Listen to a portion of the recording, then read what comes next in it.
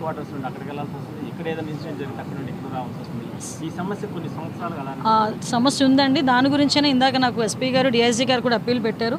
వీళ్ళకి ఇక్కడ కూడా అకామిడేషన్స్ క్రియేట్ చేయాలనే ఉద్దేశంతోనే దానికి తూళ్ళూరులో కూడా మన సిఆర్డీఏ వాళ్ళకి 8 acres ల్యాండ్ కూడా కావాలని డిపార్ట్మెంట్కి అప్పీల్ పెట్టడం జరిగింది. మెన్ షార్టేజ్ కూడా ఇప్పుడు ఆటోమేటిక్గా మెన్ షార్టేజ్ ఉన్నప్పుడు మేము పైనుంచి ఆల్ ఎస్పీస్ వచ్చారు.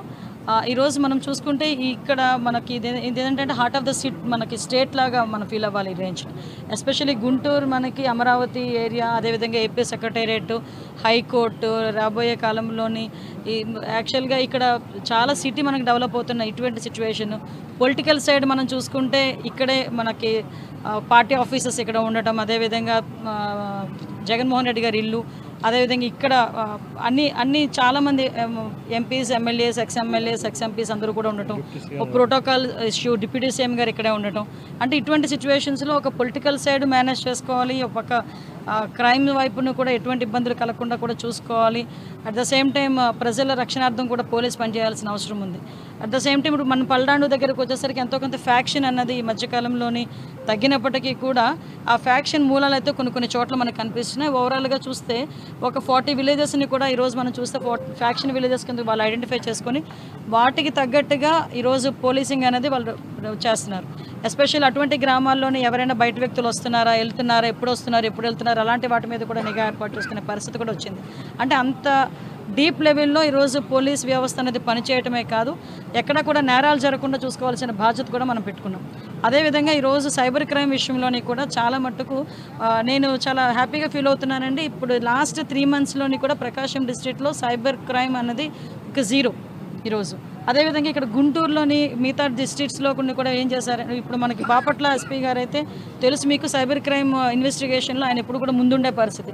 చాలా ఇష్యూస్లో ప్రాపర్టీస్ని కూడా వెనక్కి తీసుకొచ్చిన పరిస్థితి, డబ్బులు కూడా వెనక్కి తీసుకొచ్చిన పరిస్థితి కనిపించింది ఐజీ గారి ఆధ్వర్యంలో.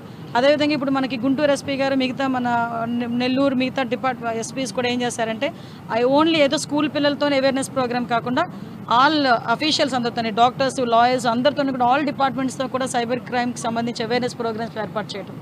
ఈచ్ అండ్ ఎవ్రీ హౌస్కి కూడా ఒక మహిళా పోలీసుని పంపించి ఈ రకంగా వస్తుంది. ఇప్పుడు మనకి మొబైల్ ఆన్ చేయగానే హోం మంత్రిత్వ శాఖ నుంచి వచ్చిన విజ్ఞాపన అని చెప్పి ఒక వాయిస్ వస్తుంది. అట్ ద సేమ్ టైం అదే వాయిస్ని ఇంటింటికి కూడా తీసుకెళ్ళి మహిళా పోలీసుల్ని తోని, అదేవిధంగా గ్రామం లెవెల్లో ఇంటింటికి కూడా తీసుకెళ్లి అవేర్నెస్ ప్రోగ్రామ్ క్రియేట్ చేసే పరిస్థితి కూడా ఈరోజు వస్తుంది. దాని పర్యవసానమే ప్రకాశం డిస్ట్రిక్ట్లో 0 సైబర్ క్రైమ్ ఈరోజు లాస్ట్ 3 monthsలో ఒక కేసు కూడా ఫైల్ అయ్యే పరిస్థితి కూడా కనిపించలేదు. సో ప్రతిదీ కూడా చాలా సిస్టమేటిక్గా మేము చేసుకుంటున్నాం. అదేవిధంగా పోలీసుల తాలూకా భద్రతని కూడా మేము కూడా చూసుకోవాల్సిన బాధ్యత ఉంది. చాలా ఇష్యూస్ చెప్పారు, ఎక్కడెక్కడైతే పోలీస్ స్టేషన్స్ మనకి కండెమ్ పొజిషన్లో ఉన్న పోలీస్ స్టేషన్స్ గురించి చెప్పారు. కొన్ని చోట్ల ఇప్పుడు ఫర్ ఎగ్జాంపుల్ గుంటూరుకి సంబంధించి పోలీసులు ఎక్కువ మందిని మనం ఇక్కడ డిప్లాయ్ చేయాల్సిన పరిస్థితి ఉంటుంది. ఎంతో కొంత అకామిడేషన్ మనం ఇవ్వాల్సిన అవసరం ఉంటుంది.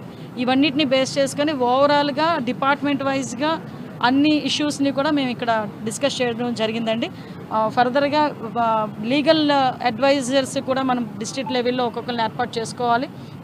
ఇప్పటికీ చాలా డిస్ట్రిక్ట్స్లో ఉన్నారు, లేని డిస్ట్రిక్ట్స్లో కూడా లీగల్ అడ్వైజర్స్ని పెడతాము. అదే తర్వాత రిసిప్ట్ ఇవ్వకపోతే పోలీస్ ఉద్యోగం పోతుంది, అర్థమైందా? కాబట్టి ఏ పోలీసు అంత ధైర్యం చేయరు.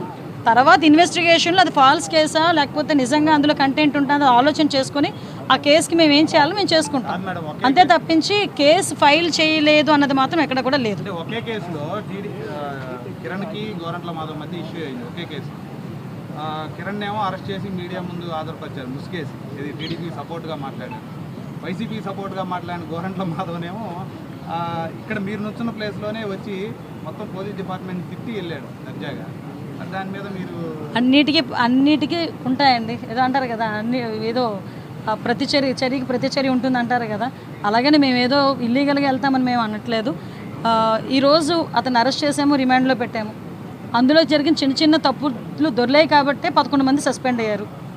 మీరు ఇంకా దాన్ని ఎలా మాట్లాడితే ఇంక మేమేం మాట్లాడతాం? కిరణ్ అరెస్ట్ మీద క్యాడర్లో టీడీపీ క్యాడర్ కొంత వ్యతిరేకంగా అంటే ఒక స్లోగన్ అయితే గౌరవ సీఎం గారు ఇచ్చారు. గౌరవ సీఎం గారే కాదు, పవన్ కళ్యాణ్ గారు కానీ, నారా లోకేష్ గారు కానీ చాలా క్లియర్గా చెప్పారు, ఆడవాళ్ళ మీద అనుచితమైన వ్యాఖ్యలు చేయకూడదు. అది ఏంటి, ఆడపిల్లైనా ఆడపిల్లే కదా. ఆ ఒక ఉద్దేశంతోనే జరిగిన సిచ్యువేషన్స్ తప్ప దాన్ని కొంచెం ఇబ్బందికర పరిస్థితుల్లోకి తీసుకెళ్ళకూడదని నా అభిప్రాయం.